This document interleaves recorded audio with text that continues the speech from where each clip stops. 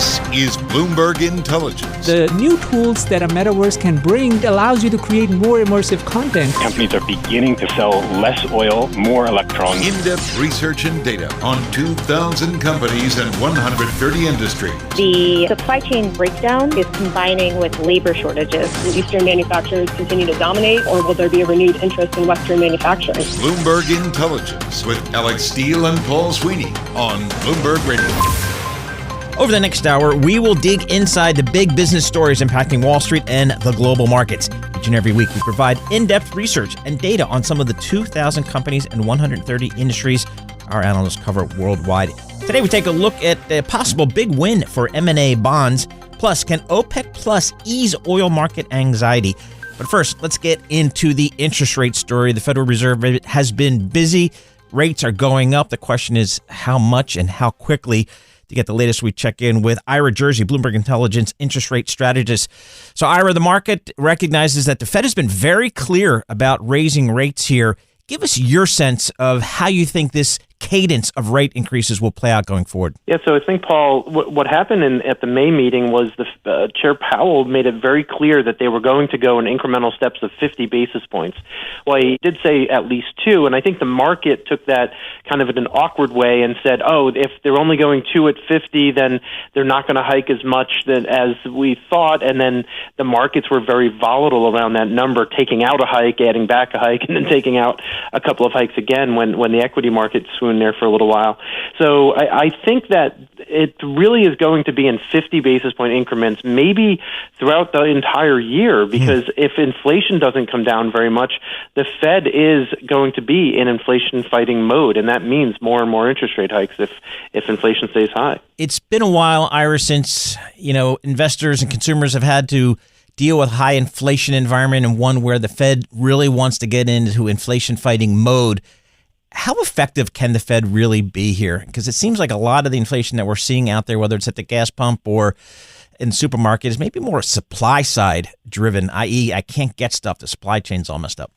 Yeah, well, I think it started as supply side, but because wages were relatively tame for such a long time, I think the employees now are asking for wage gains, and the fact that you have people working from home, it's a little bit easier to maybe get job interviews and switch jobs. So you have a number of the quit rate is very high, so you have a lot of people switching jobs for higher paid jobs, and then because of that, you then have other companies that are saying, well, we want to keep our employees, especially the good ones, so we're going to give them wages to keep them here instead of them going away.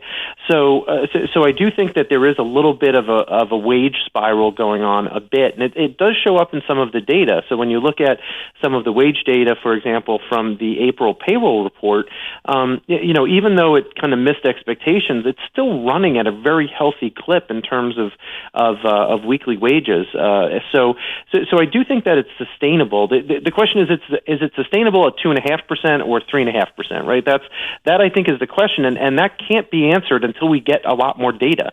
Right. So we won't know if the Fed is going to be willing to hike more and have to hike more to fight inflation, or if when they get to 2.5-3%, you wind up seeing things like corporate hiring slowing down, wage growth slowing down because companies are afraid that their cost of capital is going up. So I do think I do think they'll be able to fight inflation. The question is, how high do they have to raise interest rates in order to actually fulfill that goal? Interesting. All right, so rates are in fact going up. Talk to us about this, I guess, fiscal tightening, not fiscal easing, but the exact opposite, fiscal tightening. How will the Fed affect that? Yeah, so I don't think the Fed can affect it directly. In fact, I think there's two interesting things with the fiscal situation. So one is you're not likely, particularly in an election year, to get an additional fiscal stimulus package going through. But you did have in 2021 massive fiscal stimulus while the economy was very strong. So you are seeing some give back from that, and eventually that will have a detrimental effect probably to growth, and you're seeing that at the margin right now. I think think when we talk about the other thing that that higher interest rates do is it will increase the interest cost for the federal government. Like one of the reasons why the federal government was able to issue so many bonds at such low yields was it meant that they haven't seen a significant increase in the amount of interest that they have to pay, just because they're refinancing higher coupon debt, so debt that's say 5% interest rates with 0% interest rates. Now they're going to have to go the other way a little bit here. So over the next couple of years, you could wind up seeing more interest payments made by the federal government, and that will have will basically limit the amount maybe that the federal government can do in future fiscal stimulus plans. And what's the Fed doing with its balance sheet? Yeah, so the Fed did announce that they're going to be reducing their balance sheet a little bit differently than we expected. But at the end of the day, they're going to be rolling off $60 billion of Treasury securities every single month by September, and then whatever prepayments of mortgages happen in those months. People say that it's $35 billion of mortgage runoff, by the way, but by our calculations, they're never, ever going to hit that until interest rates go down quite a lot. So they're going to be running off their balance sheet. That means that the money supply and all of this excess liquidity that was put into the markets and the financial system over the last 2 years is going to start to be drained. It will take a long time, though. You're probably talking about next summer, maybe the third, fourth quarter of 2023, before you get to a point where you're going to see probably a significant impact of financial conditions because of the Federal Reserve's runoff. All right, Ira Jersey, good stuff as always. Bloomberg Intelligence interest rate strategist Ira Jersey. Coming up on the program, why OPEC Plus members are struggling to keep up with targets. You're listening to Bloomberg Intelligence on Bloomberg Radio, providing in-depth research and data on 2,000 companies in 130 industries. You can access Bloomberg Intelligence via BI Go on the terminal. I'm Paul Sweeney. It's 13 minutes past the hour, and this is Bloomberg.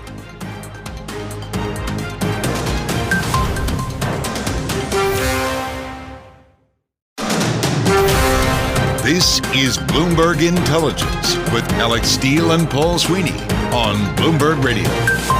All right, right now, let's take a look at the global energy business. When you think about global crude oil, you have to have a call on the demand side. You have to have a call on the supply side. Fortunately, our next guest does have all of that work. Bloomberg Intelligence senior energy analyst Salih Yilmaz joins us. Salih, talk to us about the supply. And when I think of supply, the first question I guess you have to go to is OPEC Plus. I mean, OPEC's got to be pretty happy. Got oil, around $100 a barrel. That's pretty good. But don't they have the pressure to increase supply to make even more money? Absolutely, Paul. I think it's a good question. And we do think about OPEC and now OPEC Plus when it's the supply side of this equation. And at current prices, pretty much all member nations are enjoying the current pricing environment because this is much higher than the fiscal break-even for these countries.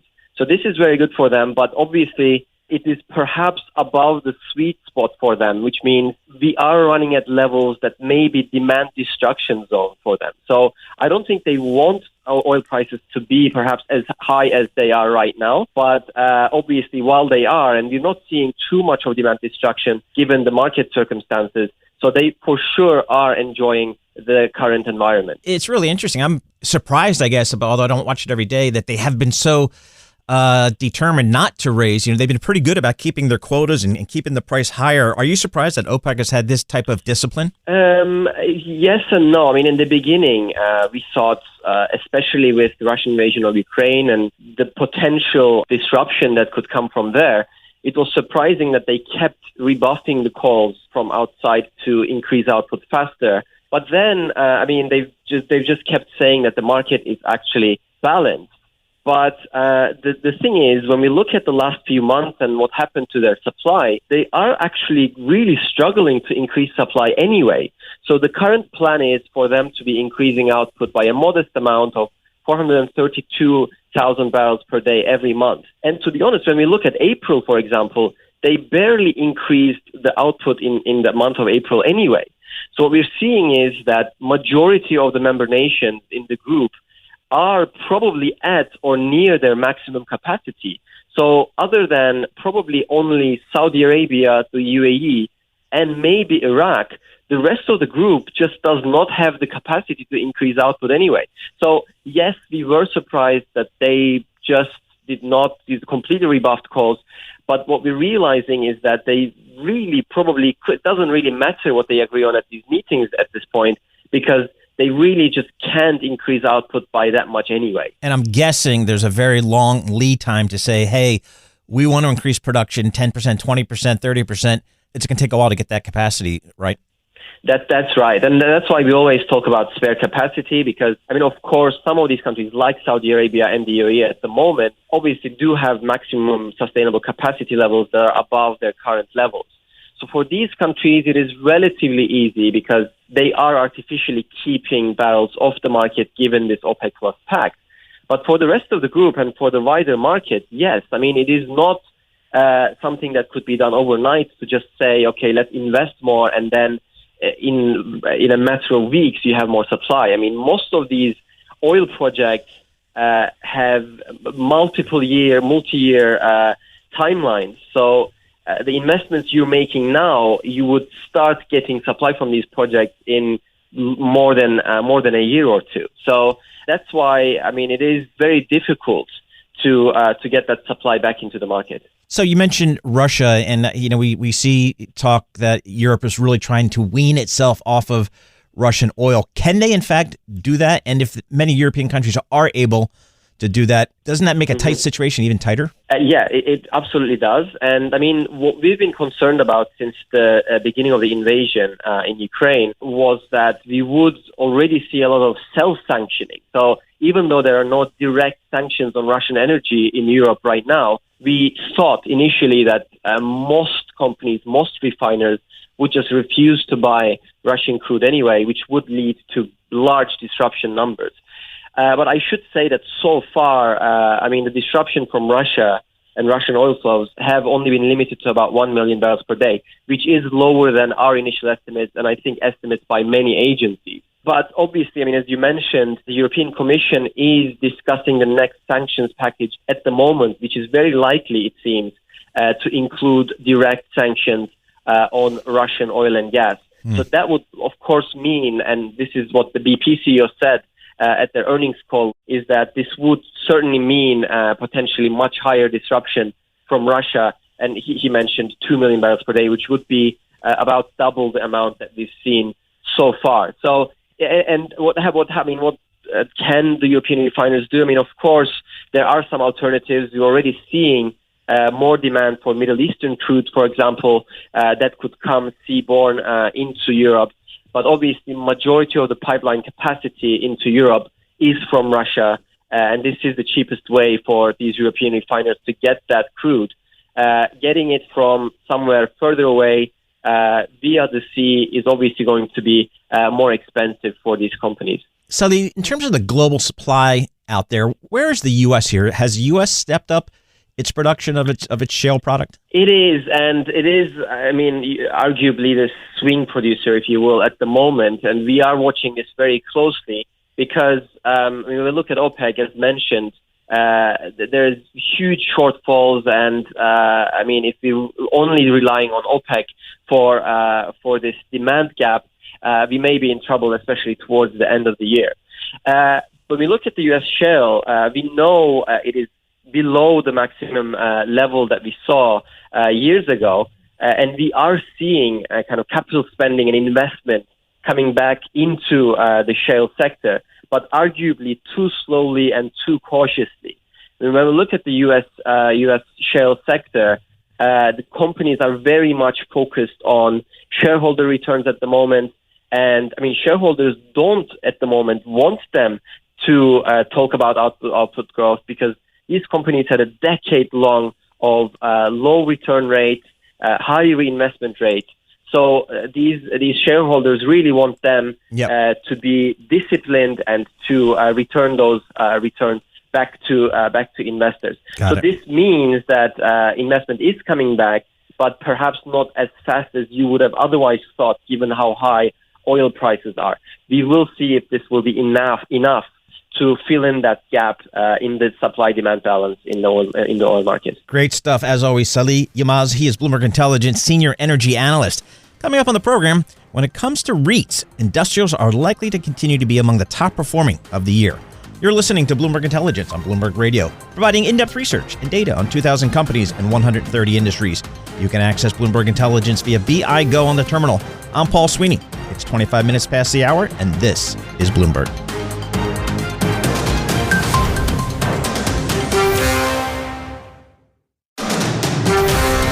This is Bloomberg Intelligence with Alix Steele and Paul Sweeney on Bloomberg Radio. We'll be here each and every week at this time, tapping into our Bloomberg Intelligence analysts, covering some 2,000 companies in 130 industries worldwide. All right, right now, let's turn our attention to real estate. Specifically, I'm talking UK and Euro REITs. Where is the hot spot to be within the real estate space right now? For that, we welcome senior real estate analyst Sue Munden, Bloomberg Intelligence senior real estate analyst. Sue, thanks so much for joining us here. I want to start with industrial REITs.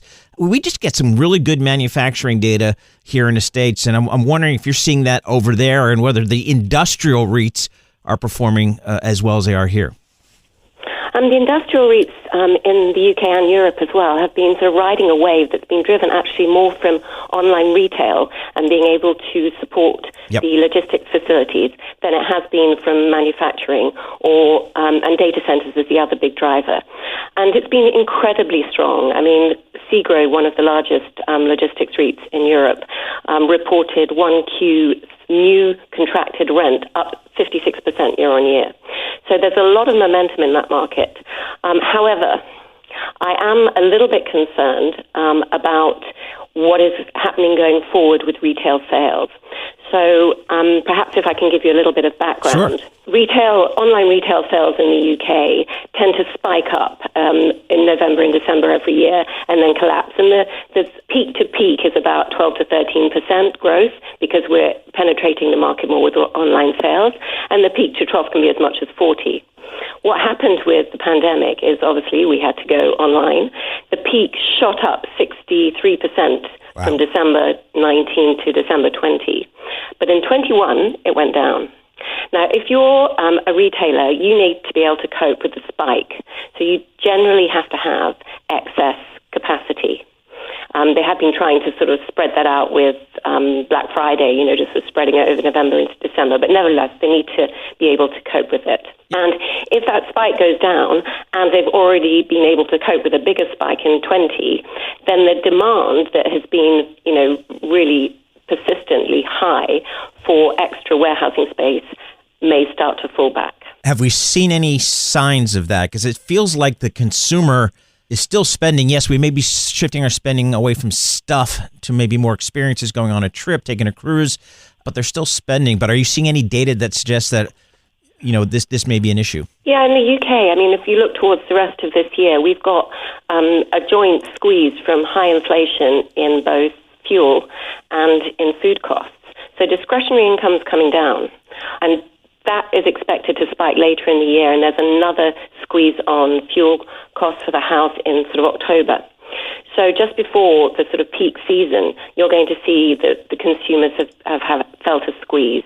So I am concerned about that, yes. I think that if we're seeing a situation where online penetration has sort of almost maxed out at about 30%, it could go to 40, and you're also seeing a decline in retail sales, then the chances of the spike being that much higher than it was in 2020 is highly unlikely. So how about on the supply side?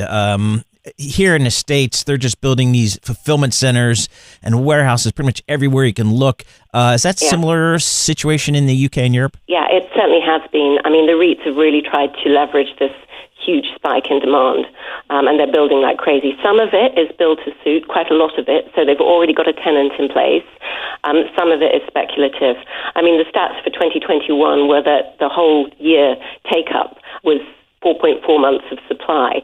So very, very tight supply-demand. So this, if it does loosen the market a bit, if the demand pulls back a bit as a result of this, it might just be a healthy thing, especially if the discretionary income situation turns out to be just a one-year phenomenon, and then UK goes back to growth once the inflation's settled in. Just in general, Sue, we're in a rising interest rate environment pretty much across the board. How do REITs typically perform in that type of environment? It does depend a lot on which sort of industry they're focused at. So the industrial REITs often have a CPI, an inflation-linked uplift in their rent deals.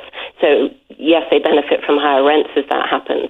In other areas like retail, where, obviously they've been faced with a lot of headwinds recently, and this may be another one, rents have come down, and it tends to be a base rent with a turnover-related increase. So they don't get the inflation increase rise unless things are going well. And then in offices, again, that tends to be fixed for a period. So it's a bit mixed from the rent perspective. From the interest rate perspective, most of the REITs have hedged their debt. And those that haven't, there are a few that tap the short-term commercial paper market. And I'm a bit more concerned about them, but it's a very, very small segment. And again, most of them have hedged most of that as well, and their liquidity is sufficient not to worry if that market closes a bit. All right, our thanks to Bloomberg Intelligence analyst Susan Munden, getting the latest on UK and Euro REITs. Coming up on the program, we go inside the world of Canadian M&A. You're listening to Bloomberg Intelligence on Bloomberg Radio, providing in-depth research and data on 2,000 companies in 130 industries. You can access Bloomberg Intelligence via BI Go on the terminal. I'm Paul Sweeney. It's 39 minutes past the hour, and this is Bloomberg.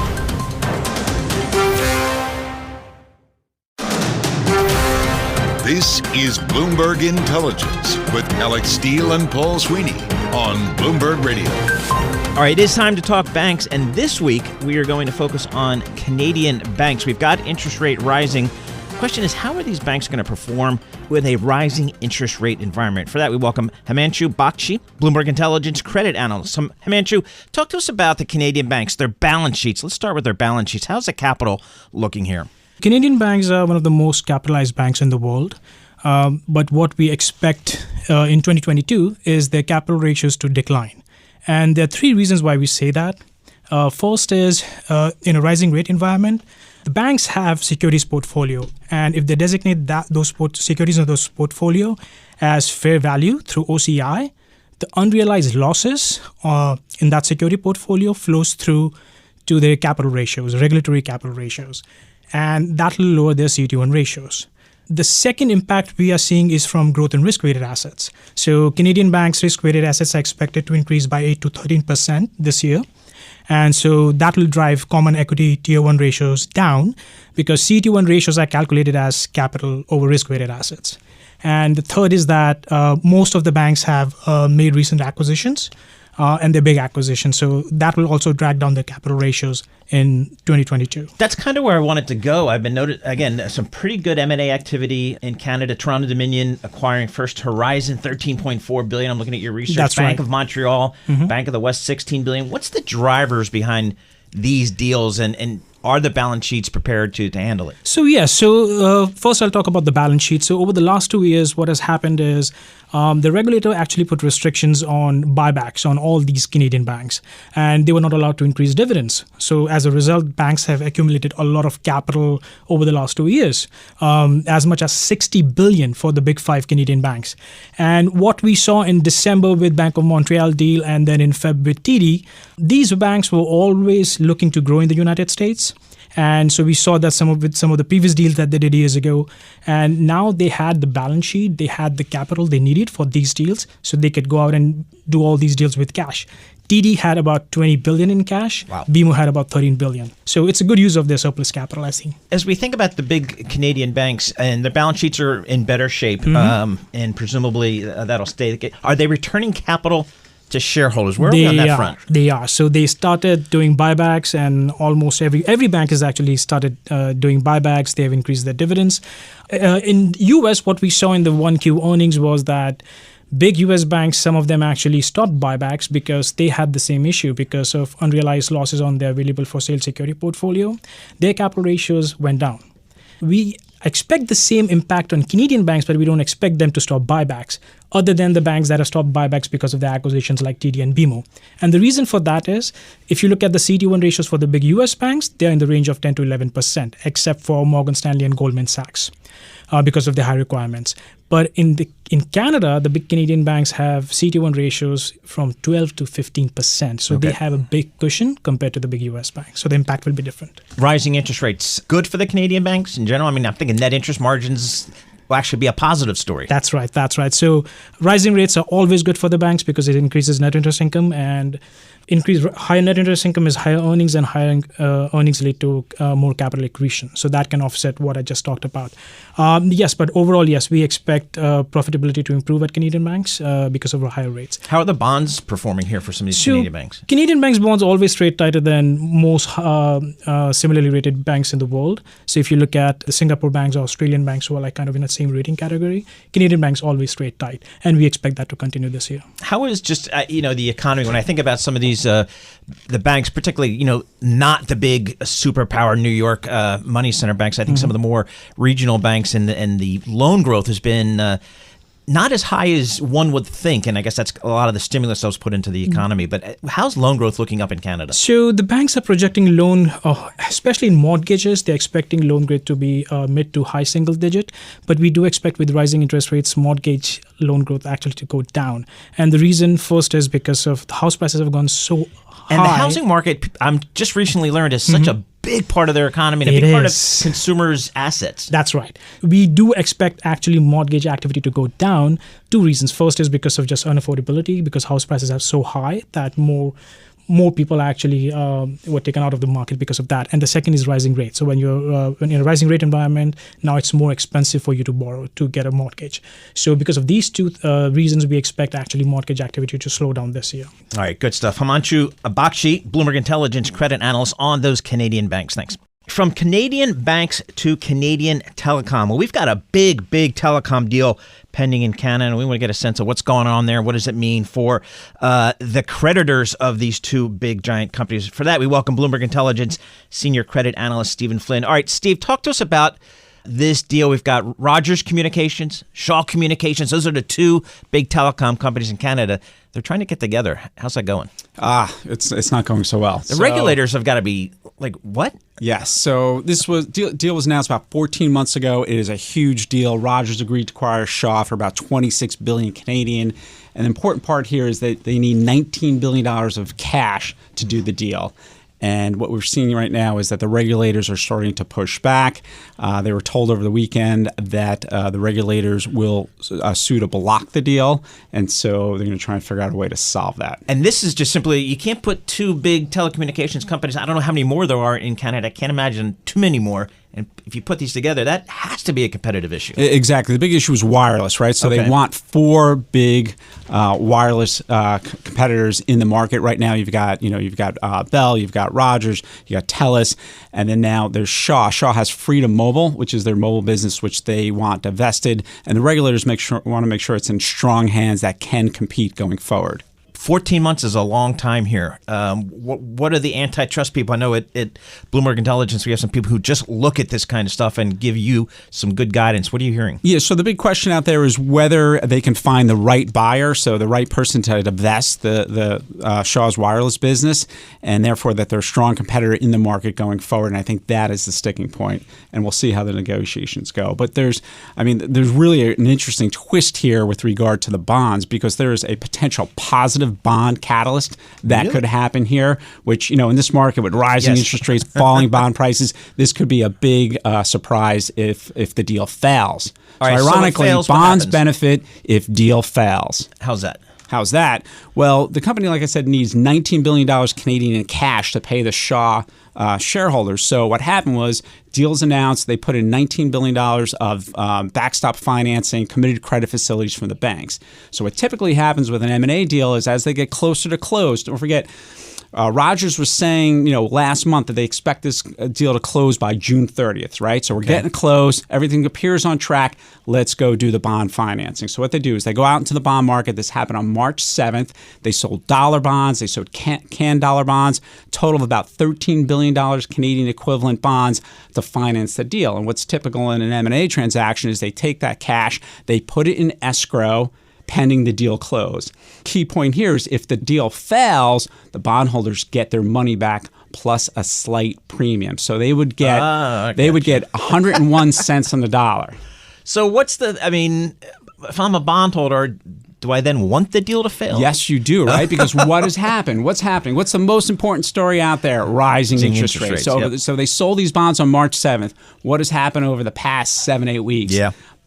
Interest rates have gone up, bond prices have gone down. So some of these bonds have fallen into the low 80 cents on the dollar, right? So I have a bond, rates are going up, I'm getting killed here. Oh no, this deal could fail. Wait a minute, I could get what they call a special mandatory redemption.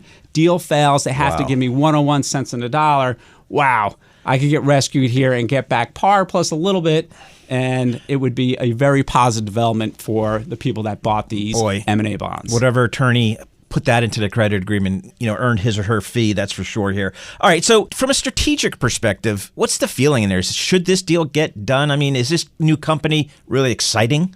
Yes, it is exciting because don't forget about the cable side, right? We've talked a lot about the wireless side where there's the concerns about competition, but Rogers is doing this for cable. So Rogers is also one of the biggest cable providers out there. Shaw's a big cable provider. They don't overlap. They have separate territories. They can come together and gain scale. Not too different from what we've seen pass in the U.S. here with like a Charter buying Time Warner Cable many years ago. How are the cable bonds trading? Because I used to follow the cable industry from the equity side, and the story is cord cutting. And is that still how are those bonds trading? Yeah, that is a big concern, right? So cable was a great model to lend to, right? Yep. You lend it to them, they provide video, then they built out broadband. They were crushing the telco guys with regard to broadband market share, bringing customers, produce huge amounts of free cash flow, and you felt comfortable with, moderate leverage given, the cash flow.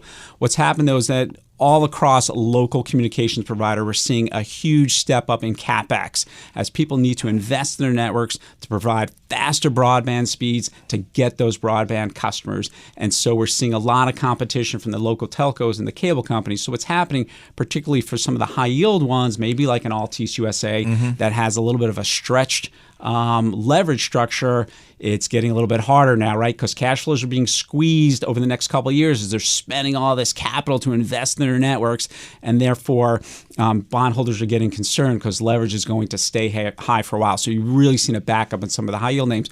Some of the more quality names like a Charter, like a Comcast, they may be off a little bit, but that's more of a rates than a real credit quality concern issue. I tell you, it's good stuff. You as a credit analyst, high yield guy, that's a great space. Telecom, cable, capital intensive businesses, always buying bonds, selling bonds, trading bonds. It's a good place to be. Yeah, always something going on. Just hang around long enough, a new story develops. Exactly. All right, Bloomberg Intelligence senior credit analyst Stephen Flynn. That's this week's edition of Bloomberg Intelligence on Bloomberg Radio, providing in-depth research and data on 2,000 companies in 130 industries. And remember, you can access Bloomberg Intelligence via BI Go on the terminal. I'm Paul Sweeney. It's 57 minutes past the hour, and this is Bloomberg.